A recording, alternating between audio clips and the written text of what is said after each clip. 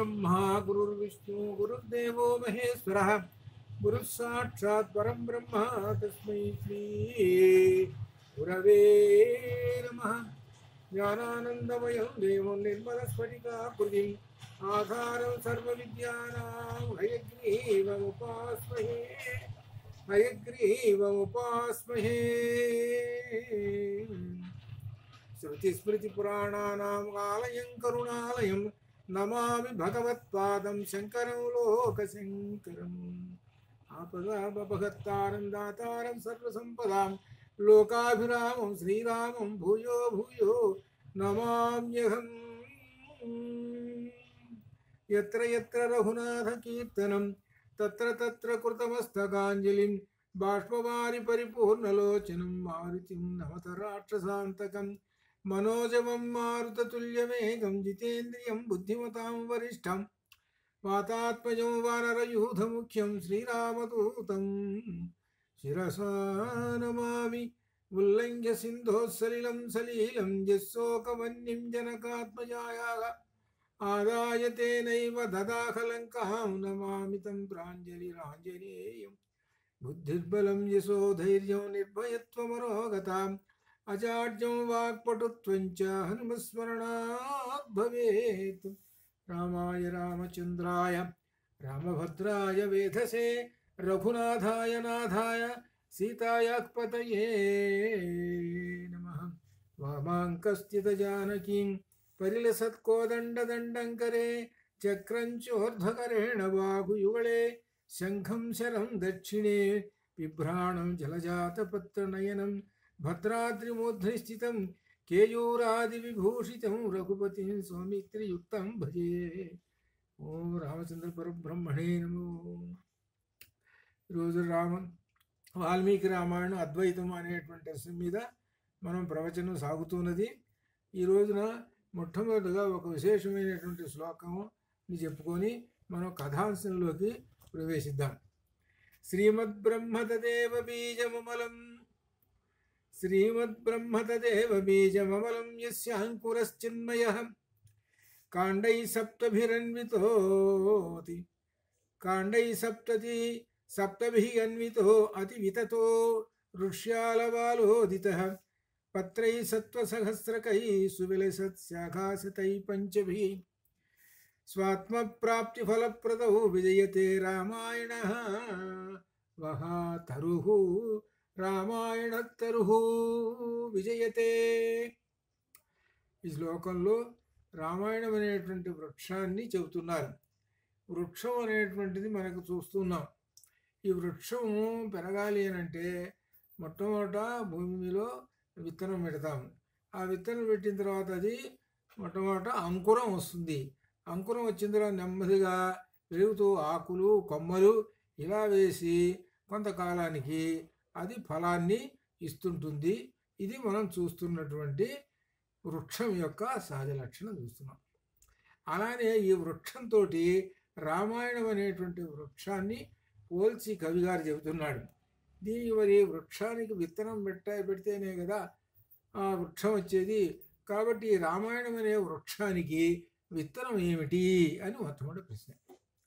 దీనికి విత్తనం ఏమిటంటే శ్రీమద్బ్రహ్మతదేవ బీజమమలం, అది బ్రహ్మం. బ్రహ్మం అనేటువంటి విత్తనం పెట్టామండి. ఆ విత్తనం ఎటువంటి అమలం, నిర్మలమైనది. భూమిలో విత్తనాలు పెట్టేటప్పుడు కూడా సచ్చు పెట్టరు, బాగా మొలకెత్తేటువంటి బాగా చూసి జాగ్రత్తగా అటువంటి చూసే భూమిలో పెడితే అప్పుడు మలిసి పంటలు వేస్తుంటాయి. అందుకని అమలం తదేవ బీజమమలం, అంతే నిర్మలమైనటువంటిదండి ఏది అక్కడ విత్తనం. అట్లనే ఇక్కడ కూడా బ్రహ్మము అని అంటే నిర్మలమైనటువంటిది, ఎటువంటి మలినములు లేనిది, శుద్ధ బ్రహ్మము. అది శుద్ధ బ్రహ్మము. అటువంటి విత్తనం పెడితే మరి వృక్షానికి అంకురం వస్తుంది. మరి ఇక్కడేమొస్తుంది అంటే చిన్మయః, చిత్మయః, చిన్మయః. చిత్ అంటే జ్ఞానం, జ్ఞానానందమయం దేవం నిర్మల స్ఫటికాకృతిం. జ్ఞానం అనేటువంటి ఆనందం పైకి మొట్టమొదటి అంకురంలాగా వస్తుంటుంది. అది క్రమక్రమంగా పెరిగి పెద్దదవుతూ ఉంటుంది అని వరుసగా చెబుతున్నాడు. మరి వృక్షము పైకి పెరుగుతూ ఉంటుంది, కాండాలు వేస్తూ ఉంటుంటుంది, శాఖలు వస్తూ ఉంటుంటాయి కదా, ఇట్లా వరుసగా. మరి ఈ వృక్షానికి ఏమిటి అని చెబుతున్నారు. రామాయణం అనే వృక్షానికి ఏమిటి అంటే, రామాయణం అనే వృక్షానికి సప్తభిః అన్వితో, సప్తభిః 7 శాఖలు. అంటే రామాయణంలో ఉన్న కాండలు 7 కాండలు. 7వ కాండ ఉత్తరకాండ అనమాట, 6వ కాండేమో యుద్ధకాండ, 5ఏమో సుందరకాండ, అట్లా అనమాట. కాబట్టి సరే అట్లయితే అటువంటి వృక్షం కింద జనం కూర్చుంటారు, సరే విశ్రాంతి తీసుకుంటారు. మరి ఈ వృక్షం కింద మరి అంటే ఋష్యాలవాలోదిత, ఋషులచే సేవింపబడుతూ ఉన్నదండి ఈ రామాయణం అనే వృక్షము అని చెబుతున్నాడు. పత్రై సత్వసహస్రకై సువిలసస్యాఘాసితై పంచభిః, ఆ చెట్టుకి ఆ వృక్షానికి సహస్రకై వేలు ఆకులు ఉంటాయి. ఆ విధంగా ఉంటుంది. మరి దానికి చెప్పలేనన్ని ఉంటాయి దానికి. అలానే కొమ్మలు కూడా అదే వస్తున్నా, అది వరుసగా వస్తున్నా, అది వరుసగా కొమ్మలు కూడా ఉంటుంటాయి చాలా అనేకమైన. అయితే బాగానే ఉంది, 7 కాండలు అని చెప్పుకున్నాం. అయితే ఇక్కడ ఏం చెబుతున్నాడు, పంచభిః శాఖాశతైః, పంచభిః 5, శత అంటే 100 అని అర్థం అనమాట. అనే అర్థం ఏమిటి, 25,000 శ్లోకములు అని. 25,000 శ్లోకాలు ఉన్నాయి. మొత్తం ఈ రామాయణం అంతా కూడా 25,000 శ్లోకాలతోటి ఉన్నాయి. ఇంకా విశేషించి కూడా దీనిలో పంచభిః శాఖాశతై సువిలసత్తు చక్కగా ప్రకాశిస్తూ ఉన్నది. ఇట్లా అలా ఆ వృక్షం అలా ప్రకాశిస్తుంటే ఇది ఈ విధంగా. ఇక్కడ పంచభిః శాఖాశతై అని చెప్పాడు. ఇక్కడ 25,000, కానీ సహజంగా అందరూ 24,000 అండి అంటారు. కానీ వాస్తవానికి 24,000 చిల్లర ఉన్నాయి మనకు లెక్క కనుక చూస్తుంటే. ఎందుకంటే 24 ఎందుకన్నారనంటే, గాయత్రికి 24 అక్షరాలు కదా, ప్రతి 1000 అక్షరానికి ప్రతి 1000 శ్లోకాన్ని ఒక అక్షరం చెప్పుకుంటూ వస్తున్నారు కదా, అందుకని అట్లా అన్నారు. అట్లా అనమాట. స్వాత్మప్రాప్తి ఫలప్రదవు, ఆ చెట్టు ఏమిటంటే ఫలం ఇస్తుంటుంది, మంచి తీయమైనటువంటి ఫలాన్ని ఇస్తుంటుంది. అలానే ఈ చెట్టు కూడా, రామాయణం అనే చెట్టు స్వ ఆత్మప్రాప్తి, నీ నీ ఆత్మతత్వాన్ని తెలియజేస్తుంటుంది, ఆత్మ వికాసనం కలుగుతుంటుంది. ఇది అటువంటి ఈ రామాయణం అనే తరువు ఉన్నదే ఎవరైతే సేవిస్తుంటారో వాళ్లకు విజయము సంభవించుగాక అది చెబుతున్నారు. కాబట్టి రామాయణం ఎవరైతే పట్టుకొని చదువుతుంటారో వాళ్ళకి ఆత్మప్రాప్తి అనగా ఆత్మ సాక్షాత్కారము, వాళ్ళకి ఆత్మ సాక్షాత్కారం కలుగుతుంది అని చివరికి చెబుతున్నారు. ఆ వృక్షాన్ని కనుక సేవిస్తూ ఉంటుంటే ఆ వృక్షమే ఫలం ఇస్తుంటుంది, తీయటి ఫలం. ఆ తీయటి ఫలం తింటుంటే తీయగా ఉంటుంది, ఇంకా తినాలని అనిపిస్తుంటే వృక్షానికి. అట్లనే ఈ రామాయణం అనేటువంటి వృక్షం యొక్క ఫలం ఏమిటంటే ఆత్మసాక్షాత్కారము యొక్క ఫలము. కాబట్టి ఇక్కడ ఆత్మసాక్షాత్కారం కలుగుతుంది అని అంటే అర్థం ఏమిటి, బ్రహ్మము అని మొట్టమొదటి అని చెప్పాడు.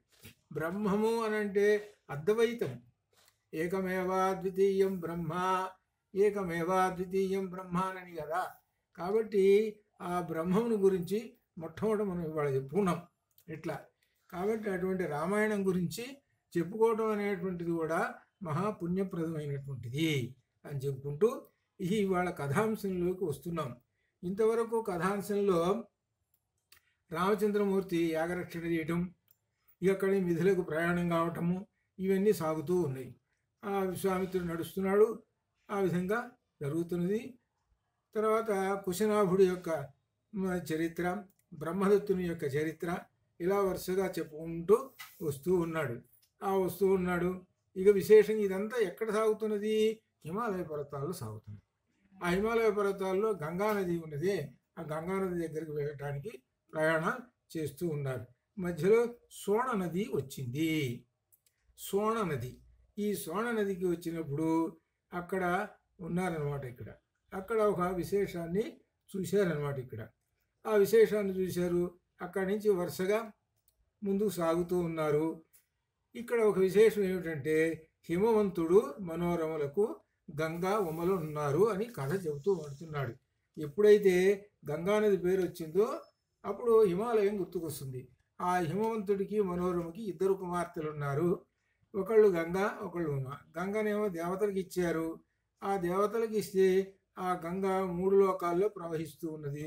ఉమనేమో రుద్రునికి ఇచ్చారు. ఇంతవరకు మనం కిందటి వరకు కథాంశం జరిగింది. ఇవాళ ఇక్కడి నుంచి ఒక విశేషం రాబోతూ ఉన్నది. ఏమిటంటే గొప్ప విశేషం ఏమిటంటే ఈ ఉమామహేశ్వరులు ఉమను ఎవరికి ఇచ్చారు? రుద్రునికి ఇచ్చారు. రుద్రుడు అంటే శివుడు అనమాట, ఇచ్చారనమాట. ఆయన వీళ్ళిద్దరికీ జన్మించాల్సినటువంటి కుమారుడు ఉన్నాడు. ఎవరు? కుమారస్వామి జన్మించాలి. ఈ కుమారస్వామి జన్మించడం అంటే ఏమిటి? దీనికి ఒక పెద్ద చరిత్ర వెనక కథ ఉన్నది. ఆ కథని తర్వాత వరుసగా వస్తుంటుంది. ఇక్కడ జరుగుతున్నది ఏమిటంటే ఉమామహేశ్వరులు వీళ్ళ ఇద్దరు ఎంతకాలము అనంటే 100 దివ్య సంవత్సరములు 100 దివ్య సంవత్సరములు రతిక్రీడ సలిపారు. కానీ వారికి పుత్రుడు జన్మించలేదు. ఇది అసలు. అయితే ఇక్కడ దేవతలు ఏం చేస్తున్నారు? వాళ్ళకు పుట్టినటువంటి కుమారుడే ఆ తారకాసురుని సంహరిస్తాడు. కాబట్టి వాళ్ళకి కుమారుడే పుట్టలేదు వాళ్ళకి. సరే, తర్వాత ఏం జరిగింది? తర్వాత ఆ దేవతలు కోరారు ఆ శివుని యొక్క ఆ తేజస్సు భూమి భరాయించింది. భూమి తీసుకుంది. భూమి అంతటా కూడా ఆ శివుని యొక్క తేజస్సు నిండిపోయింది. అనగా భూమి మోస్తున్నది, అనగా భూదేవి మోస్తున్నది అని అర్థం. ఆ భూదేవి మోస్తున్నది ఆమె ఏది? ఆ శివుని యొక్క తేజస్సు అనమాట. సరే, ఆ తర్వాత అక్కడి నుంచి గంగకు వెళ్ళింది. ఆ గంగ నుంచి అట్లా నెమ్మదిగా ఇంకా వరుసగా మనకు కథ తెలిసినటువంటిదిను ఆ కుమారస్వామి జన్మించడం ఇదంతా కూడా ఉన్నది. ఇది ఇక్కడ ఒక విశేషం ఏంటంటే భూమి అనగా భూదేవి భరాయించిందనమాట. ఆ భరాయించింది. అప్పుడు ఇక్కడ ఒక శాపం వస్తున్నది. ఏమిటి? ఉమాదేవి అంటే పార్వతీదేవి, మీరు నాకు జన్మించబోయేటువంటి కుమారుడికి అడ్డు వచ్చారు కాబట్టి హే దేవతలారా, మీకు మీ భార్యల యందు మీకు సంతానము కలుగదు అని ఒక శాపం వాళ్ళకి. దేవతలకి సంతానం లేదు. అమ్మవారు పెట్టినటువంటి, పార్వతీదేవి పెట్టినటువంటి శాపం. వాళ్ళు అందుకనే ఈ దేవతలు ఈ భూలోకంలో ఎవరినో వాళ్ళని వీళ్ళని చూసి మోహించుకోవటం, తర్వాత దాన్ని ఏమంటారు అప్సరసులు, ఎవరో రకరకాలుగా సంతానం ఉంటుంది. ఇప్పుడు వాలి ఉన్నాడు అనుకోండి, వాలి ఎవరు నుంచాడు? ఇంద్రుని యొక్క కుమారుడు. అలానే సూర్యుడు కొడుకు సుగ్రీవుడు. చూసుడు వాళ్ళ భార్యలకి సంతానం లేదు, ఇంకో వేరే ద్వారా అట్లా ఆ విధంగా అనమాట. అని వాళ్ళకి శాపం. ఇక భూదేవికి శాపం పెట్టింది. భూదేవికి ఏమిటంటే శాపము, నీవు చవిటి నేలలు, భూమి మీద అనేకమైనటువంటి నేలలు ఉన్నాయి, అవన్నీ పంటలు పండుతుంది బాగానే ఉంటాయి. చవిటి నేలల్లో మాత్రము పంట పండదు. అటువంటి పంట పండనటువంటి చవిటి నేలని ఎవరు కూడా లెక్క చేయరు, దాని సంగతి ఎవరు పట్టించుకోరు. ఇది ఇక్కడ విశేషమైంది. కాబట్టి నీకు చవిటి నేలలు ఉంటాయి అని శాపం పెట్టేసింది. ఎవరు? ఉమా శాపం పెట్టేసింది అనమాట. ఇట్లా అనమాట.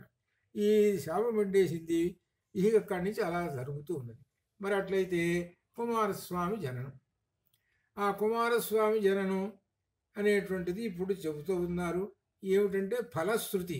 ఈ కుమారస్వామి జననం ఎవరైతే వింటారో వాళ్ళకి పుణ్యఫలం సిద్ధిస్తుంది అని చెప్పారు. కుమారస్వామి జననం. ఈ కుమారస్వామి జననం అంటే ఆ శివుని యొక్క తేజస్సు భూమి నుంచి అట్లనే అగ్నిలో దీనిలోకి రావటం, అగ్ని భరాయించుకోవటం, అగ్ని ఏమో తీసుకెళ్ళి భరాయించలేక ఆయన కూడా మొయ్యలేక గంగలో వదలటం, గంగలో ఒక చోట ఈ రెల్లుకు ఏర్పడి అక్కడ శరవణ అనేటువంటి పేరు వచ్చిందన్నమాట ఈయనకి. అందుకనే ఆ శరవుల నుంచి జన్మించాడు కాబట్టి శరవులని ఆధారంగా చేసుకొని శరవణ అనేటువంటి పేరు వచ్చింది. సరే, ఆ కథలో అంతా మనకు తెలిసిందేను. 6 కృత్తికలు ఆయనని పాలిచ్చి పెంచారు. అందువల్ల కార్తికేయుడు అనేటువంటి పేరు వచ్చింది. ఆ కార్తికేయుడే తారకాసురుని సంహరించాడు అనేటువంటి ఈ కథ అంతా ఉన్నది. ఈ కథ అంతా ఎవరైతే వింటారో వాళ్ళకి పుణ్యఫలం సిద్ధించుగాక అని అంతటితోటి మనం సంక్షిప్తంగా చెప్పుకున్నాం ఈ కార్తికేయుడి యొక్క. అయితే ఇప్పుడు ఎక్కడి నుంచి మొదలవుతున్నది అని అంటే, అసలు దీని మూలం గంగ అనేటువంటిది వచ్చింది. ఈ గంగ అనేటువంటిది వచ్చేటప్పటికి ఇలా వరుసగా వచ్చేసేసింది. గంగ అనేటప్పటికల్లా వెంటనే రామచంద్రమూర్తికి ఈ గంగను తీసుకొచ్చినటువంటి వాడు మూలం ఎవరు? వాళ్ళ వంశంలో ఉండేటువంటి సగర చక్రవర్తి మూలం కదా. ఇదనమాట. ఇక అక్కడి నుంచి ఇక సగర చక్రవర్తి యొక్క కథ రాబోతూ ఉన్నది. ఇది ఈ సగర చక్రవర్తి సూర్యవంశం వాడు. షట్చక్రవర్తులలో ఒకడు సగర చక్రవర్తి. ఈయన ఈ సగర చక్రవర్తికి 2 భార్యలు. ఈ 2 భార్యలు భృగు మహర్షిని ఆశ్రయించారు. భృగు మహర్షి దగ్గరికి వెళ్ళి సంతానం అడిగితే, మీలో ఒకళ్ళకి 60,000 మంది పుడతారు, ఒకళ్ళకి మాత్రం ఒక్కడే పుడతాడు అని చెప్పారు. ఇట్లా అనమాట. చెబితే, అయ్యా మరి 2 భార్యలకి మరి ఎవరికి ఎట్లా పుడతారో మీరే చెప్పండి అని అన్నారు. అని అంటే భృగు మహర్షి చెప్పాడు, సుమతికేమో 60,000 మంది కుమారులు పుడతారు. అలానే ఇంకొక ఆమె ఉన్నది, కేసిని అనేటువంటి ఆమె. ఆ కేసిని అనేటువంటి ఆమెకి ఒక్కడే కుమారుడు పుడతాడు అని చెప్పాడు. ఈ ఒక్క కుమారుడు వలననే ఈ వంశము, ఈ సూర్యవంశము నిలబడుతుంది అని కూడా చెబుతాడు. ఈ కేసిని యొక్క కుమారుని పేరు అసమంజసుడు. ఇది అసమంజసుడు. మనకు రాముని యొక్క వంశం చెప్పమంటే మనకు ఇక్కడ వరుసగా ఎక్కడంటే నవరాత్రులు, ఇది ఎక్కడంటే మనకు రామ కళ్యాణం అప్పుడు అనమాట. ఇప్పుడు శ్రీరామనవమి సందర్భంలో అప్పుడు చెబుతారు. అవి చెప్పినప్పుడు వీళ్ళ పేర్లు వస్తాయి అన్నమాట. అసమంజసుడు అనగా సగర చక్రవర్తి కుమారుడి పేరు అసమంజసుడు. 60,000 + 1 60,001 మంది ఆయనకి సంతానం. సరే, అంతవరకు సంతానం ఉన్నారు. సరే, ఇప్పుడు సగర చక్రవర్తి ఆయనకు అశ్వమేధ యాగం చేయాలని కలిగింది. అశ్వమేధ యాగం చేయటానికి ప్రాంతం, ఇక్కడ ఒక విశేషం మనం తెలుసుకోవాల్సిన వస్తుంది.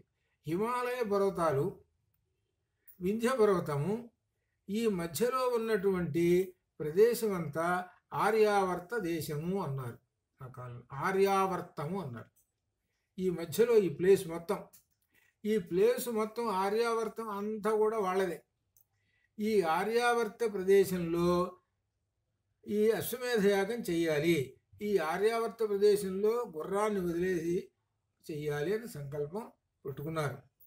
సరే, పెట్టుకున్నారు. ఆ గుర్రాన్ని వదిలేశారు. ఆ గుర్రాన్ని అంటే మొట్టమొదటి ఏం చేస్తారంటే గుర్రాన్ని వదులుతారు. గుర్రమును వదిలిన తర్వాత గుర్రం అంతా తిరిగి ఆర్యావర్త దేశం అంతా తిరిగి అది ఎక్కడైతే వదిలేరో అక్కడికి వచ్చేసింది అనుకోండి, అప్పుడు యజ్ఞం చేస్తారు. అనగా గుర్రం తిరిగినంత దూరము ఎక్కడ ఎవరో వ్యతిరేకించకుండా ఉండాలి. అది ఎవరైతే ఆ గుర్రాన్ని వ్యతిరేకిస్తారో వాళ్ళతోటి యుద్ధం జరుగుతుంది. ఇది దీని యొక్క అర్థం. అందువలన ఆ గుర్రం తిరిగి చివరికి అక్కడికి రావాలి. అయితే ఇక్కడ ఒక విశేషం జరిగింది. ఇది అశ్వమేధ యాగం దగ్గర ఏమిటంటే, ఈ ఇంద్రుడు ఉన్నాడే, ఈ ఇంద్రుడి పని ఏమిటంటే, ఈ భూలోకంలో ఎవరైతే యజ్ఞయాగాదులు చేస్తుంటారో, తపస్సులు చేస్తుంటారో, ఈయన పని ఏంటంటే వాళ్ళని చెడగొట్టడం. అందుకనే నేను అనుకున్నాం, ఇంద్రుడు కూడా ఈ పనులు చేస్తుంటాడు. దేవతే, మరి దేవతకి ఏంది ఈ లక్షణాలు అని అంటే, ఇంద్రుడికి ఎందుకంటే 100 యాగాలు చేస్తే తన పదవి పోతుంది, తన పదవి వాడు వస్తాడు. ఇది చూసుకోండి. ఏంటది ఇక్కడ ఒక విశేషమైన ఉన్నది ఏమిటంటే, వేదంలో చెప్పిన ఇంద్రుడు వేరు, మనకు పురాణాల్లో చెప్పే ఇంద్రుడు వేరు. పురాణాల్లో చెప్పేటువంటి ఇంద్రుడికి వేదంలో చెప్పినటువంటి ఇంద్రుడికి సంబంధం లేదు. వేదంలో చెప్పినటువంటి ఇంద్రుడు సాక్షాత్తు పరబ్రహ్మ స్వరూపం. ఆయన ఒక బ్రహ్మములా ఉంటాడు. ఆయన ఎక్కడా ఏమీ ఇటువంటి లక్షణాలు ఎక్కడా ఇంద్రుడికి లేవు. ఇంద్రుడు అంతా పరిపాలకుడు. ఆయన ఎక్కడ వస్తుందంటే ఇంద్రుడు మనకు పురాణాలలో వీటిల్లో వస్తాడు. ఇంద్రుడు తనకి పూజ చేయలేదని రేపల్లిలో బాగా వర్షం కురిపించి వాళ్ళకి అనేక కష్టాలు పెట్టాడు. అప్పుడు కృష్ణ పరమాత్మ ఏమన్నాడనంటే ఆయనతో గోవర్ధనోద్ధరణం తీసుకొని అప్పుడు ఆ ఇంద్రుడికి బుద్ధి చెప్పాడు. నీకు స్వార్థంగా పరిపాలిస్తావా అంటే నీకు పరిపాలన ఏమిటి, స్వార్థం కాదు, నీకు ధర్మ పరిపాలన కొని ఇచ్చాము, నీకు పూజ చేస్తే చేస్తావా లేకపోతే చెయ్యవా, కాబట్టి నీవు ఇలా ఉండవాకు, నువ్వు ధర్మ పరిపాలకుడుగా ఉండము అనేటువంటి ఉపదేశం చేస్తాడు అక్కడ. ఇట్లా ఈ ఇంద్రుడి యొక్క లక్షణాలు. సరే, ఇంద్రుడు ఏం చేశాడు, ఈ గుర్రాన్ని కాజేశాడు. మాయ రూపంలో వీడికి అన్ని లక్షణాలు ఉన్నాయి కదా, ఎవరికి ఇంద్రుడికి వచ్చేసాడు, ఒక రాక్షసుడుగా వచ్చేసాడు, ఒక రాక్షస రూపంలో వచ్చేసేసి ఇంద్రుడు ఆ గుర్రాన్ని కాజేసి పాతాళంలో ఉన్నటువంటి కపిల మహర్షి ఆశ్రమం చెంత కట్టేసేసాడు. ఈ కపిల మహర్షి ఎవరు అని, మహర్షి కపిలాచార్య, అది అంటే విష్ణువు యొక్క రూపము ఇది. అందుకనే మనము బ్రహ్మము అనేటువంటి మనకు అడుగడుగునా వస్తూ ఉంటుంటుంది. ఎవరు విష్ణువు యొక్క రూపం ఉన్న మహర్షి కపిలాచార్య అన్ని బ్రహ్మస్వరూపములు. అవి మనము ఒక్కసారి తలుచుకోవాలన్నమాట. ఎందుకనంటే మహర్షి కపిలాచార్య అనేటువంటి ఆయన సాంఖ్యశాస్త్రాన్ని ప్రచారం చేసినట్టు. సాంఖ్యశాస్త్రం ఆయన దగ్గర నుంచే వచ్చింది. సాంఖ్యశాస్త్రం అది. ఆయన సాంఖ్యశాస్త్రాన్ని తల్లికి ఉపదేశించాడు, దేవహూతికి ఉపదేశించాడు అనమాట సాంఖ్యశాస్త్రాన్ని. అది అందువలన ఇక్కడ ఆ మాట గుర్తుపెట్టుకోవాలి. మహర్షి కపిలాచార్య, ఆ పాతాళంలో ఉన్నటువంటి ఆ కపిల మహర్షి ఆశ్రమం చెంత ఈ ఇంద్రుడు గుర్రాన్ని కట్టేసి వెళ్ళిపోయినాడు. సరే, గుర్రం తిరిగి రాలేదు కదా, ఏమైంది ఎట్లా అని అంటే వాళ్ళు తెలుసుకున్నారు. అయ్యా, ఈ విధంగా పాతాళంలో ఉన్నది కాబట్టి, పాతాళంలో ఉన్నది కాబట్టి గుర్రాన్ని తీసుకురావాలి. కాబట్టి ఏం చేయాలంటే ఆ సగర చక్రవర్తి తన 60,000 మంది కుమారులకు ఆజ్ఞ ఇచ్చాడు. వీరు వెళ్ళే ఆ పాతాళానికి వెళ్ళి ఆ గుర్రాన్ని తీసుకురంటారా అన్నాడు. పాతాళానికి వెళ్ళాలంటే భూమిని తవ్వాలి. భూమిని తవ్వుకుంటూ పోయినారు. ఇక్కడే విశేషం. అందుకనే సగర చక్రవర్తుల చేత నిర్మించబడ్డది కాబట్టి సాగరము అని పేరు వచ్చింది. ఇది ఆ తవ్వుకుంటూ పోయినారు. పెద్ద గుంట ఏర్పడింది కదా, ఆ గుంట నుండి నీళ్ళు వచ్చేసేసి అదంతా సాగరము అనేటువంటి పేరు. లోపలికి వెళ్ళేసేసారు. వెళ్ళేటప్పటికి ఒక చోట ఈ మహర్షి కపిలాచార్య ఉన్నాడు. ఆయన ఏదో తపస్సు చేసుకుంటూ కూర్చున్నాడు. అక్కడే ఈ గుర్రం కూడా ఉన్నది. వీళ్ళు ఏం చేశారు, 60,000 మంది, ఈయన కాజేశాడు మా యొక్క గుర్రాన్ని అని ఆయన మీద ఏదో హుంకరించారు. హుంకరించేటప్పటికి ఆయన ఒక్కసారి కోపంతో అట్లా చూసేటప్పటికి విష్ణు స్వభావం కదా ఆయన, కాబట్టి ఆ 60,000 మంది అక్కడ భస్మం అయిపోయినారు. ఈ భస్మం అయిపోయినారు. గుర్రం కూడా అక్కడే ఉంది, రాలేదు వీళ్ళు. సరే, తర్వాత తెలుసుకున్నారు 60,000 మంది భస్మం అయిపోయినారు. ఇక ఎట్లా, గుర్రమా రాలేదు ఎట్లా? అప్పుడు ఆ సగర చక్రవర్తి మనవడు అంటే అసమంజసుడు కుమారుడు అంశుమంతుడు, ఇది గుర్తుపెట్టుకోవాలి. అసమంజసుని కుమారుడు అంశుమంతుడు అనగా సగర చక్రవర్తి యొక్క మనవడు. ఆ సగర చక్రవర్తి యొక్క మనవడికి అంశుమంతుడికి చెప్తాడు, నాయన నువ్వు వెళ్ళి గుర్రాన్ని తీసుకురా అంటే చెప్పి ఏం చెబుతాడు, జాగ్రత్తలుగా ఉండాలి, నువ్వు ఈ విధంగా అన్ని జాగ్రత్తలన్నీ చెప్పాడు. ఆ పాతాళానికి వెళ్ళాడు. అక్కడ ఉన్నటువంటి ఆ గుర్రాన్ని చూశాడు. ఆ మహర్షికి నమస్కారం చేశాడు. అక్కడి నుంచి గుర్రాన్ని తీసుకుని రావాలి. అక్కడే గరుత్మంతుడు ఉన్నాడు. మహర్షి కపిలాచార్య కదా, విష్ణు కదా ఉన్నది, గరుడు ఉన్నాడు. గరుడు చెప్తాడు, ఇక్కడ ఉన్నటువంటి భస్మరాసులు 60,000 మంది భస్మరాసులు, 60,000 కుప్పలు అన్నమాట. వాళ్ళందరూ ఎవరు అంటే వాళ్ళందరూ కూడా తన యొక్క పెదనాన్నలు అవుతారు. అంటే దాని అర్థం ఏంటి, సగర చక్రవర్తి యొక్క కుమారులు.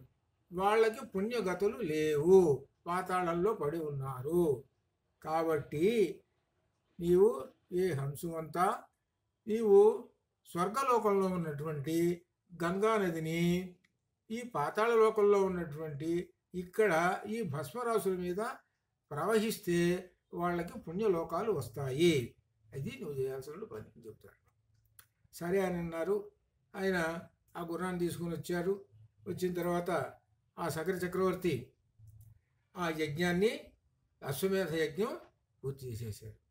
పూర్తి చేసిన తర్వాత మరి తన యొక్క పితరులందరూ ఉన్నారు కదా, భస్మరాశులు ఉన్నారు కదా, వాళ్ళకి పుణ్యలోకాలు వెళ్ళాలి కదా, అందుకని ఏం చెయ్యాలి అని ఆయన ఎవరో అంశుమంతుడు ఆలోచించాడు. ఏం చేయాలి అని అంటే ఎలా తీసుకురావాలి అనేటువంటి దాన్ని ఆయనకి తట్టలేదు. సరే, ఆయన అంశుమంతుడు కొంతకాలం పరిపాలించాడు. అంటే అంతకుముందు ఉన్నటువంటి సకర చక్రవర్తి వెళ్ళిపోయినాడు. ఆయన వెళుతూ అంశుమంతుడు రాజ్యం ఇచ్చేసాడు. అంశుమంతుడు కూడా చూసి ఆయనకేం తెలియక కొంతకాలం అయిపోయిన తర్వాత, ఆయన వెళ్ళిపోయిన తర్వాత అంశుమంతుని యొక్క కొడుకు వచ్చాడు, కుమారుడు. ఆ కుమారుడు పేరు దిలీపుడు. ఆ కుమారుడు పేరు దిలీపుడు. ఆ దిలీపుడు వచ్చాడు. ఆ దిలీపుడు వచ్చి ఆయన నేను తీసుకొస్తాను అని ఏదో ప్రయత్నం చేసి ఏదో కొద్ది కాలం తపస్సు చేసి ఆ తపస్సు పూర్తిగా చేయలేక మానుకున్నాడు. అనగా ఆయన కూడా విఫలుడైపోయినాడు. సఫలుడు కాదు, విఫలుడైపోయినాడు దిలీపుడు కూడా. సరే, ఆయన కాలం కూడా కొంతకాలం అయిపోయిన తర్వాత ఆయన వెళ్ళిపోయినాడు. ఆయన కుమారుడు వచ్చాడు, భగీరథుడు వచ్చాడు. భగీరథుడు వచ్చి నేను తీసుకొస్తాను ఆ గంగను అని. మొట్టమొదట గంగ ఎక్కడ ఉన్నది? స్వర్గలోకంలో ఉంది. కాబట్టి స్వర్గలోకంలో ఉన్న గంగను తీసుకురావడానికి ముందు గంగను గురించి తపస్సు చేశాడు. ఆ గంగాదేవిని అడిగాడు. గంగ అనుమతి ఇచ్చింది. సరే, నేను వస్తాను అన్నాడు. మరి వస్తానంటే మరి నేను వస్తాను కదా, భూమి మీదకి వచ్చి కొడుతుంటే భూమి తట్టుకోలేదయ్యా. కాబట్టి ఈ తట్టుకోవాలి అని అంటే ఎవరి మీద వచ్చి పడాలి అంటే శివుడి నెత్తి మీద. శివుడిని అడుగట్టయితే వస్తా. సరే, ఆ శివుడిని ప్రార్థించాడు, తపస్సు చేశాడు. ఆ శివుడు వచ్చాడు. అయ్యా, ఆ గంగను భరాయించాలండి, పోయాలి మీరు అని అంటే సరే, ఆయన ఒప్పుకున్నాడు. సరే, ఆ గంగాదేవిని ప్రార్థించాడు. ఇక గంగ టకా వచ్చేసేసి ఆ స్వర్గలోకం నుంచి వచ్చి శివుడి నెత్తి మీద పడ్డది. శివుడి నెత్తి మీద పడి బాగా గంభీరంగా అహంకారంలాగా ప్రవహిస్తూ ఉండేటప్పటికి శివుడు నీకింతటి అహంకారవాలని తన యొక్క జటాజూటములలో బంధించేసేసాడు. ఇప్పుడు ఎలా ఉంది? ఈయన ఎంత కష్టపడి సంపాదించినా కానీ శివుడు ఏం చేశాడు? ఆ గంగానదిని జటాజూటాల్లో బంధించేసేసాడు. చొక్క భూమి మీద రావటం. మరలా ఏం చేశాడు? భగీరథుడు ఆ శివుడిని ప్రార్థించాడు. అయ్యా, మరి గంగని వదిలేనంటే ఆ శివుడు తన యొక్క జటాజూటంలోని ఒక వెంట్రుకను అలా తీసి ఉండేటప్పటికీ దానిలో నుంచి సన్నగా ఈ గంగా అనేది బయటకు వచ్చింది. చూసుకోండి ఎంతటి గంగ ఉన్నదో. ఆయన ఆ జటాజూటంలో ఉన్నటువంటి ఒక శిరోభాగాన్ని శిరోజాన్ని ఇచ్చేటప్పటికి ఆ గంగ వస్తుంది. ఆ వస్తువు భూమి మీద పడుతుంది. భూమి తట్టుకోలేదు. అని ఏం చేసిన తర్వాత హిమవంతుడిని అడిగారు. హిమవంతుడు సరే అని అన్నాడు. హిమవంతుడి మీద నుంచి మళ్ళీ అడిగిన తర్వాత భూమి మీదకి వస్తున్నది. భూమి మీదకి ఎలా వస్తున్నది అని అంటే అబ్బో ఏమి స్పీడో చెప్పలేం. అనగా ముందేమో భగీరథుడు నడుస్తున్నాడు.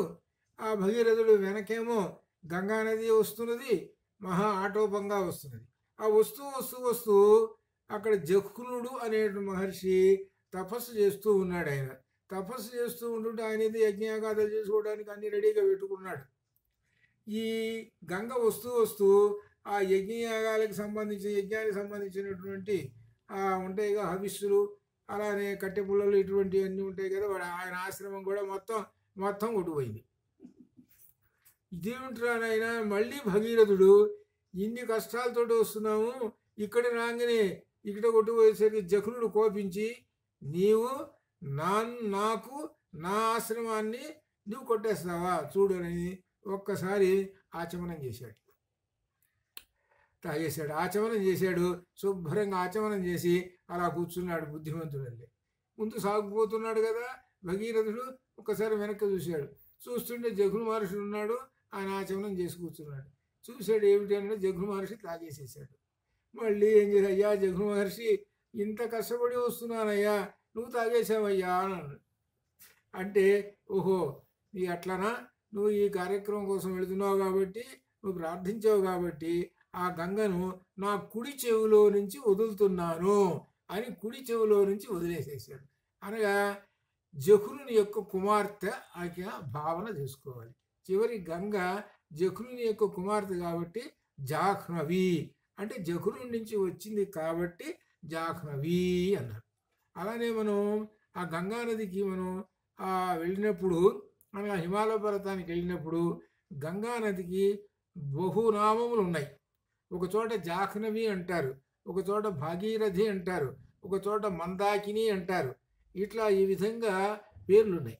కనుక వాళ్ళ పేర్లతోటి వాళ్ళని స్మరించుకోవటం అదనమాట.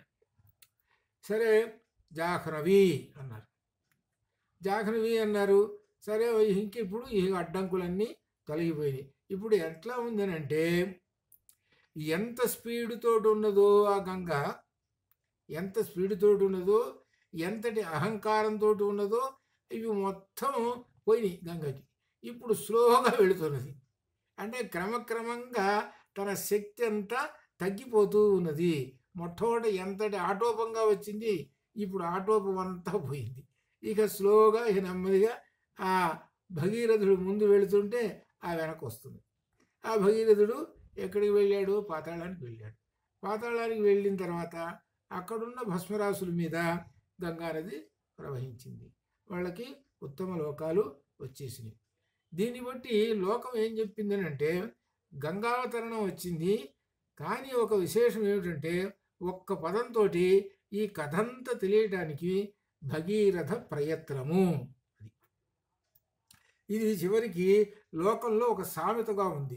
కొంతమంది చాలా కష్టపడి ఎన్నో ప్రయాసలతో పడి ఎన్ని విఘ్నాలు వచ్చినా వాటిని దాటుకుంటూ వెళ్ళి చివరికి ఆ కార్యాన్ని సాధిస్తారే, అప్పుడు భగీరథ ప్రయత్నము అంటారు. ఈ పదము ఉపయోగించేటప్పటికీ మనకు గంగానదిలో స్నానం చేస్తే ఎంత పుణ్యమో అంత మహాపుణ్యం వస్తుంది భగీరథుణ్ణి తలుచుకుంటే. భగీరథ ప్రయత్నం ఇంత గొప్ప విశేషమైనటువంటిది. ఆ గంగానది ఆ చివరికి ఆ స్వర్గలోకం నుంచి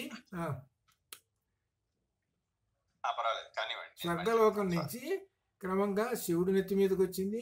శివుడి నెత్తి మీద నుంచి భూమి మీద హిమాలయ పర్వతాలకు వచ్చింది. హిమాలయ పర్వతాల నుంచి భూమిలోకి వచ్చింది. భూమిలో నుంచి పాతాళానికి పోతున్నది. దీన్ని ఒక కవి ఏం చెబుతున్నాడంటే క్రమక్రమంగా నీవు కిందకి పడేటప్పటికి, ఇప్పుడు ఒక మనిషి ఉన్నాడండి, బాగా జ్ఞానవంతుడు, తిరిగి వెళ్ళవాడు. వాడు పతనం కనుక మొదట అయినాడనుకో క్రమక్రమంగా పతనం అయిపోతాడు.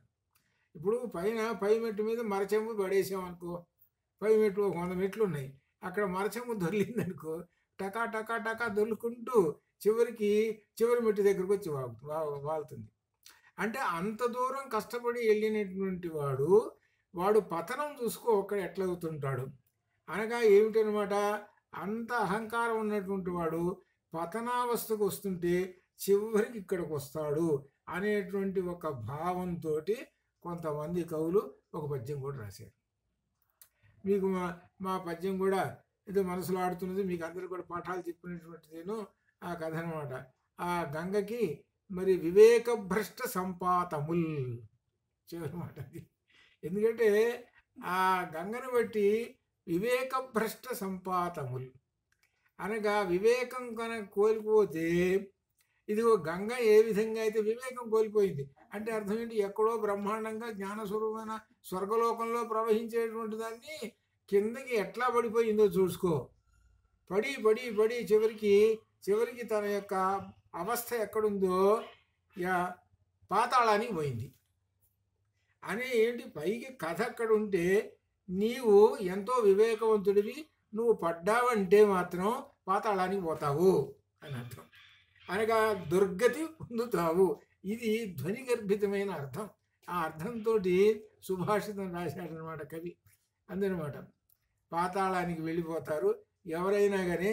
ఒక జ్ఞానవంతుడు ఒక్కసారి పడ్డాడు అంటే ఆ పతనం అనేటువంటిది చివరికి ఎక్కడ చేరుస్తుందంటే అతని యొక్క దుర్గతి ఎంత దూరం వెళ్ళిపోతుందో అంత దూరం వెళ్ళిపోతుంది. కాబట్టి జాగ్రత్తగా వివేకవంతుడు, జ్ఞానవంతుడు ఎట్టి పరిస్థితుల్లోనూ పతనం కాకూడదు. ఎప్పుడూ తన యొక్క నిష్ఠ యందు మాత్రమే ఉండాలి. తన నిష్ఠ యందు మాత్రమే ఉండాలి. అంతేగాని కిందకి జారిపోకూడదు. ఒక్కసారి జారిపోతే మరచెంపు కిందకి డమడమా బారిపోయినట్టుగానే అలానే పడిపోతుంటుంది అనమాట. అట్లా అనమాట ఇది. అందుకని మనకు ఉద్యోగాల్లో కూడా ఉంటాయి ప్రమోషన్ అంటుంటారు. వాడికి ఆ ప్రమోషన్ ఎవడో ఉంటాడు, సరిగ్గా వర్క్ చేయలేదో లేకపోతే మరి ఏదో ఉంటాయి కారణాలు, డిప్ ప్రమోషన్ అంటుంటారు. అంటే వాడికి డిప్ ప్రమోషన్ అంటుంటారు. అట్లనే మనకు వీడికి డిప్ ప్రమోషన్ అయిపోతాడనమాట. కాబట్టి ఆ స్థాయిలో ఉండేటువంటి కాబట్టి ఆ గంగానదిని మనం ఉద్దేశం పెట్టుకొని ఆ గంగ మాదిరిగానే గంగ ఎంత పవిత్రమైనదో అటువంటి పవిత్రమైనటువంటిది అనగా జ్ఞానమైనటువంటిది ఆ పవిత్రమైనటువంటి గంగ ఎలా పతనమైందో చూడండి. కాబట్టి మీరు ఆ విధంగా ఉండవాకండి అని ఇందులో ఒక నీతి బోధ కూడా ఇందులో కనబడుతూ ఉంటుంటుంది. ఈ గంగను గురించి తెలుసుకోవటం అనమాట. ఇంకట అనమాట ఇది. ఇట్లా ఈ విధంగా గంగావతరణం గురించి మనం ఈరోజు తెలుసుకున్నాము. ఈ గంగావతరణం అయిపోయిన తర్వాత ఉన్నటువంటి క్షీరసాగర మథనం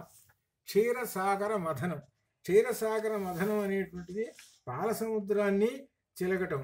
పాలసముద్రాన్ని చిలికితే చాలా వచ్చేసినాయి అనేటువంటి మనకి కథ అంతా మనకి తెలిసినటువంటిదే. ఈ విధంగా ఆ చిలికినప్పుడు మొట్టమొదట వచ్చినటువంటిది కాలకూటం. ఆ కాలకూటాన్ని ఎవరు మింగేశారు అని అంటే శివుడు మింగేసేసాడు. కాలకూటాన్ని శివుడు మింగేసేసాడు. ఎట్లా ఎక్కడ దానికి చెబుతారనమాట. శివుడు ఎట్లా ఏమిటయ్యానంటే ముందుగానే వెళ్ళి ఈ దేవతలు రాక్షసులు ఆ శివుణ్ణి శరణు వేడి అయ్యా శరణు వేడుతున్నాము రక్షించండి అంటే మీకేం కావాలరా కోరుకోండి ఇస్తాను అన్నాడు. అందుకని ఇక్కడ బోళాశంకరుడు అంటారు. ఎందుకంటే ఆయన స్తుతిస్తే చాలు బోళాశంకరుడు ఏం కావాలంటే అది ఇచ్చేస్తానంటాడు. సరే ఏమన్నా తెలుసుకో. వీళ్ళు ఏమన్నారంటే అదిగో ఆ విషం ఉంది, ఆ విషం మింగు అన్నాడు. విషం మింగు అని అన్నారంటే దాని అర్థం ఏంటి? ప్రాణాలకు తీసుకొచ్చి పెట్టేది. అది అంత ఇదనమాట. మరి అటువంటిప్పుడు శివుడు ఏం చేశాడు? సరే అన్నాడు. ఆ శివుడు సరేనని మన భాగవతంలో ఉంటుంది. అంతటి విషాగ్నిని భాగవతంలో చెబుతారు. అంతటి విషాగ్నిని దాన్ని బాగా దగ్గరికి చేర్చి పిండి బాగా ముద్ద చేసి ఆ ముద్దని చివరికి నేరేడుగా ఎంత చేశాడు అని ఉంది. నేరేడుగాయ నల్లంగా ఉంటుంది కదా, నల్లంగా ఉంటుంది నేరేడుగాయ. నేరేడుగాయ ఎంత చేశాడు. పైకి నేరేడుగాయ నల్లంగా కనబడుతుంటుంది, లోపల తింటుంటే తీయగా ఉంటుంది. ఆయనకి అట్లనే లోపల మింగేసాడు. లోపల మింగేసేస్తే ఇక్కడ ఒక పెద్ద సమస్య ఒకటి వచ్చింది. ఏమిటంటే సమస్య, లోపల మింగావో పొట్టలో పోయినదా ఆ విషయం మొత్తం లోకాలన్నీ తగలబడతాయి. మరి దేవతలకి ఏమి ఇచ్చావు వరం? మింగుతానన్నావు. కాబట్టి మింగావా లోకాలు చస్తాయి. నీకంటే లోకాలు చచ్చిపోతాయంటే అర్థం నీకు అసలు గతే ఉండదు. అసలు శివుడు అనేవాడు భగవంతుడు అనేవాడే ఉండడు. అది అర్థం, అంతటి అర్థం. మరి బయటికి కక్కావా? మరి ధర్మం కదా, ఒకసారి మాట ఇస్తే సత్యం వద ధర్మం చర అన్నారు కదా, నువ్వే కదా చెప్పింది. మరి బయటికి కక్కావనుకో ఆ మంటకు తట్టుకోలేక అప్పుడు నిన్నేమంటారు? నువ్వు భగవంతుడు కావదయా, అసలు వేదమే నమ్మకూడదు ఈ విధంగా అంటారు. కాబట్టి కక్కటానికి వీల్లేదు, మింగటానికి వీల్లేదు. అందుకనే లోకంలో ఈ కథంతా చెప్పుకోవడానికి కక్కాలేక మింగాలేక ఉన్నాడయ్యేవాడు అనగా చెప్పలేక, మరి చెప్పలేక చెబితే ఏమవుతుందో ఇది అర్థం. అందుకని ఈ కథని ఆశ్రయంగా చేసుకొని సామెత కక్కలేక మింగాలేక ఉన్నాడయ్యా వాడి పరిస్థితి అట్లా ఉంది అని అంటుంటారు. ఆ సందర్భంలో సర్వమంగళ అయినటువంటి పార్వతీదేవి ఆమె ఏమన్నది అంటే, నీకు ఏం పర్వాలేదు, నీవు ఆ మింగకుండానే గొంతులో పెట్టేసుకో, ఏం పర్వాలేదు. అక్కడి నుంచి తెల్లగా ఉన్నటువంటి ఈ శివుడు అంత చల్లంగా ఉన్నాడు. ఆపాద మస్తకం, ఎక్కడ మచ్చలేనటువంటి నల్ల మచ్చ అనేటువంటి పుట్టు మచ్చ కూడా లేదు ఆయనకి. ఒక్క కంఠం దగ్గర అక్కడ నల్లగా నేరేడుగాయలాగా ఆ విషాగ్ని నల్లగా ఉంది కదా, అందుకని కంఠం మాత్రము నల్లగా ఉంటుంది.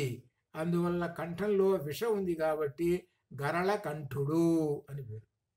ఆ కంఠం నల్లగా ఉంది కాబట్టి అది వస్తుంది. అది కూడా దీనిలో కూడా వచ్చింది, శితికంఠ వస్తుంది.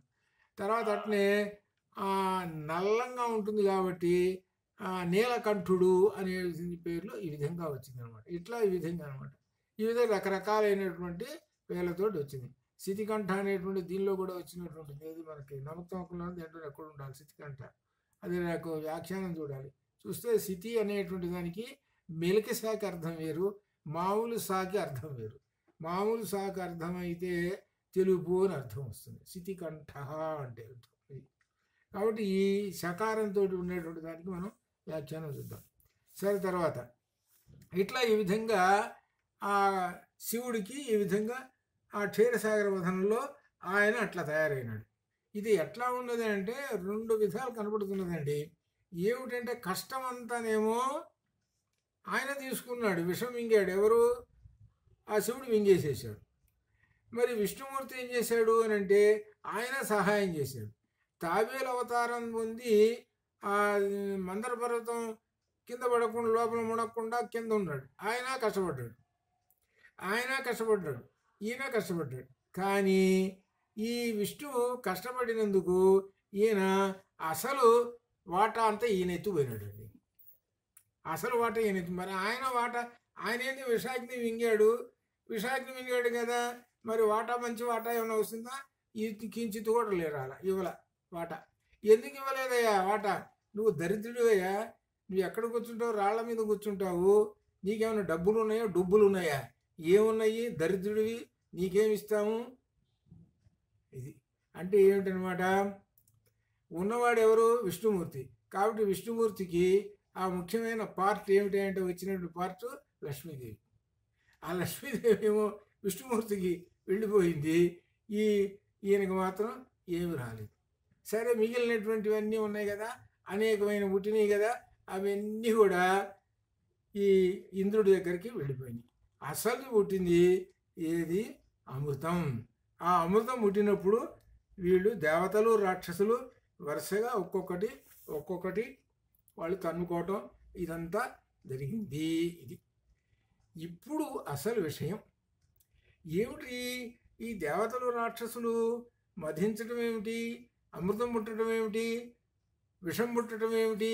ఇవన్నీ కనుక మనం ఒకసారి ఆలోచిస్తే ఏమిటి? పాలసముద్రం ఏమిటి? పాలసముద్రాన్ని కవ్వం చేయటం ఏంటి అనేటువంటి చూస్తే ఏమిటంటే మన శిరస్సు ఉన్నదే, ఈ శిరస్సులో ఉన్న బ్రహ్మరంధ్రం ఉన్నదే, ఆ బ్రహ్మరంధ్రం దగ్గర ఉన్నటువంటిది ఇది సుధాసాగర మధ్యస్థ. ఇది అక్కడ ఈ వెన్నుపూస అనేటువంటిది ఇది కవ్వం, ఇది కర్వం. వెన్నుపూస అనేటువంటిది కవ్వం. ఆ వెన్నుపూసకి 3 తాళ్ళు ఉన్నాయి. అటు ఒక తాడు, ఇటు ఒక తాడు, మధ్యలో ఒక తాడు.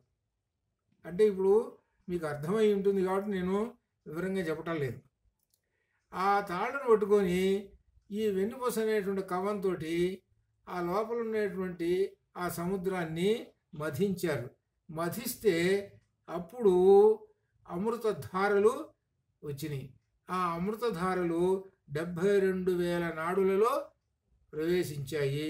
అమృతత్వం వచ్చింది కాబట్టి దేవత అయినాడు, మరణం లేదు. ఇప్పుడు ఇది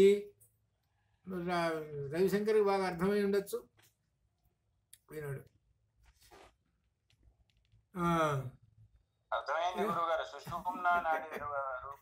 అది ఇది అద్వైతం మనం చెప్పుకుంటున్నటువంటిది అసలు అర్థం. మరి నిజంగా మరి ఈ దేవతలు రాక్షసులు అవన్నీ కనుక చూసాం ఏంటంటే ఈ కథ అంతా అల్లినటువంటిది ఏంటంటే దీనిలో ఉండేటువంటి యోగపరమైనటువంటి అర్థం తెలుసుకోండి అని చెబుతున్నారు. అందుకని మనకు బృహదారణ్యోపనిషత్తులో కూడా దేవతలు రాక్షసులు ఎక్కడో లేరురా, మీకు దేవతలు రాక్షసులు అనేవాళ్ళు మన తలకాయలోనే ఉన్నారు. మన తలకాయలో బ్రహ్మరంధ్రం దగ్గర అదొక పార్టీ ఇదొక పార్టీ, రెండు పార్టీలు ఉన్నాయి. రెండు పార్టీలు ఉన్నాయి మనకి. ఒకడేమో అవునంటే ఒకడు కాదంటాడు, ఒకడు అవునంటే ఒకడు కాదంటాడు. ఇట్లా ఉన్నారు. అవుననేవాడేమో దేవతలు, కాదనేవాడు రాక్షసులు అని ఈ విధంగా మనకు ప్రత్యేకంగా దానిలో బృహదారణ్యోపనిషత్తులో చివరిలో చెబుతారనమాట. ప్రాజాపత్య బ్రాహ్మణంలో దా అనే అక్షరాన్ని ముగ్గురికి, దేవతలకి, రాక్షసులకి, మానవులకి ముగ్గురికి దా అనే అక్షరం ఇస్తాడు. దా అనే అక్షరం యొక్క అర్థం చెప్పి చివరికి ఏం చెప్పారంటే దేవతలు, రాక్షసులు, మనుషులు అందరూ నీ బుర్రలోనే ఉన్నారా, కాబట్టి నీవు దానము ఉండాలి, నీకు దయా ఉండాలి. మానవుడికి దానము చేసే గుణం ఉండాలి, దయాగుణం ఉండాలి. ఇంకోటి ఉండేది దా మీద వచ్చేటువంటిది విశేషమైనటువంటిది. కాబట్టి దమనం, ఇంకోటి ఏదో హింస చేయటం అనేది అర్థం వస్తుంది. కాబట్టి ఈ మూడు గుణాలు ఎవరైతే ఉంటాయో వాడే మనిషి, ఆ మనిషే దేవత అని చివరికి బృహదారణ్యోపనిషత్తులో చెప్తున్నాడు. అది ఇక్కడ అది అసలు ఆ విషయం అంతా వేదంలో చెప్పినటువంటి విషయాన్ని పురాణ ఫకీలో వచ్చేటప్పటికి ఒక పెద్ద కథగా ఈ విధంగా చెప్పి ఏమిటి దీనిలో ఆ పరమాత్మని తెలుసుకోమని చెబుతుంది. ఇదంతా పరమాత్మ యొక్క శక్తియే ఇదంతా కూడా అనేటువంటి భావం అన్నమాట ఇది. కాబట్టి ఆ వెన్నుపూస అనేటువంటిది ఏమిటి, మనకు జ్ఞానస్వరూపమైనటువంటిది. ఆయన ఎవరు, ఆయన గురించి కూడా మనం ఇప్పుడు చెప్పుకున్నాము. ఆ వెన్నుపూస ఎవరంటే కుమారస్వామి. ఆ వెన్నుపూస కుమారస్వామి. ఆ కుమారస్వామి ఆయనకు 6 తలకాయలు ఉన్నాయి. 6 తలకాయలు ఏంటి, ఆ వెన్నుపూసకి 6 షట్చక్రాలు అతుక్కొని ఉంటాయి. ఒక కర్రకి ఒక 6 చక్రాలు పెట్టామనుకోండి, ఒక కర్ర ఒకటి పాతి దానికి ఒక 6 చక్రాలు వరుసగా పెట్టామనుకోండి, 6 చక్రాలు 6 రంగులతోటి, వివిధమైన రంగులతోటి పెట్టామనుకోండి, అక్కడ పెడితే ఇది ఏమిట్రా అంటే కుమారస్వామి. ఈ కుమారస్వామి ఆ షట్చక్రాలు అనమాట. ఈ షట్చక్ర భేదనతోటి ఆ బ్రహ్మరంధ్రంలో ఉన్నటువంటి ఆ అమ్మవారిని దర్శనం చేసుకుంటారు. ఆ దర్శనం చేసుకున్నప్పుడే అమృతత్వం 72,000 నాడుల్లో ప్రవహిస్తుంది అని మనకు కఠోపనిషత్తులో కూడా అలా వచ్చింది అట్లా అనమాట.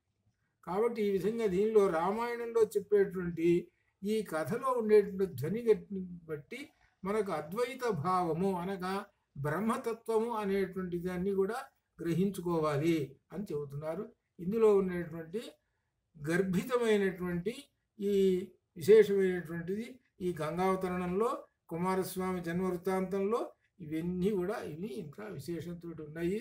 కాబట్టి రేపు మరలా సోమవారం, వచ్చే సోమవారం నాటికి తర్వాత మనకు చెప్పుకునేటువంటి విశేషాలు ఏమిటంటే దితి అనేటువంటి ఆమె సప్త మరుత్తులు దితి అనగా ఆ మరుత్తు అనేటువంటి అంటే వాయువు. ఈ దితి అంటే దైత్యువుల యొక్క తల్లి. ఇదంటే ఏమిటి అనేటువంటి ఈ కథని చదువుతూ ఉంటుంటే ఒక నీతిని కూడా చెబుతూ వస్తూ ఉంటుందన్నమాట. ఆ నీతి ఏమిటో కూడా తర్వాత వచ్చే సోమవారం నాడు మరలా యథావిధి మనం దీనిలో ప్రవేశించి మనం అధ్యయనం చేద్దాము.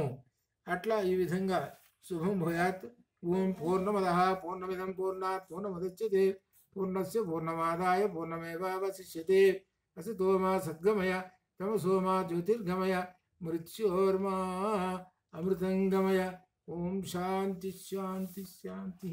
శుభం భూయాత్.